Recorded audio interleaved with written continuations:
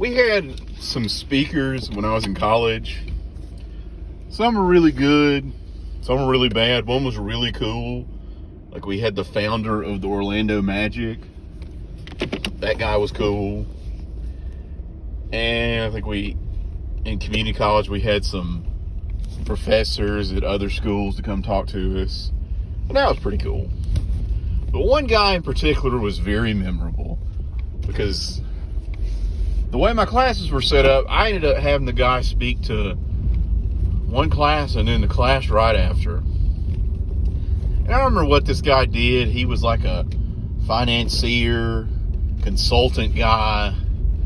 And he was an old, crotchety, irascible old man. Because he came in like he owned the place. Although he kind of dressed like a restaurant manager. He just had on like khaki pants and a collared shirt. And he walked into the class early, and the first thing he did was make every guy that wore a hat have to remove. He kept pointing at people, and then he wouldn't say anything. Sir, take that hat off. Like he was offended that they dared to wear a hat in the building, because people could wear whatever in college, and no one ever said a word to him until that very moment. Because a lot of people are like confused because they kind of looked at the teacher, and the teacher's like, yeah, they're fine to wear hats, but no, he wouldn't talk and give his big important speech until everybody removed their headwear. It was ridiculous. And it was probably, I throw around the term a lot, but it was probably just he wanted to get his authority fix in, and that was his thing. And I don't remember what he talked about, but he talked about how big and important he was. Now, he was a CPA. He had every series security license you can think of on God's green earth, and there's one thing or another he was proud of. And he said he had a Rolodex, because this was 2011, I think, so there's still people that use Rolodexes. And he was big on how he's like, I'm great and important and everyone should bow to me. And I got one of his cards, but his personality was, suffice to say, off-putting when you walk. Because I had him in one class, then I had him in another, and he of course insisted on hats being removed. Oh, hey, take that hat off.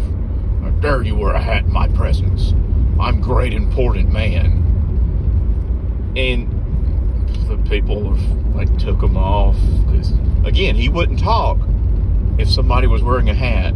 Because I know what you're saying, well, what the hell's the deal with that? Well, the old school philosophy is you're not supposed to wear hats indoors. Blah, blah, blah. It's reasons. I don't really get it. But personally, I think if you want to wear a hat, more power to you. And at one point, somebody's phone went off. No big deal.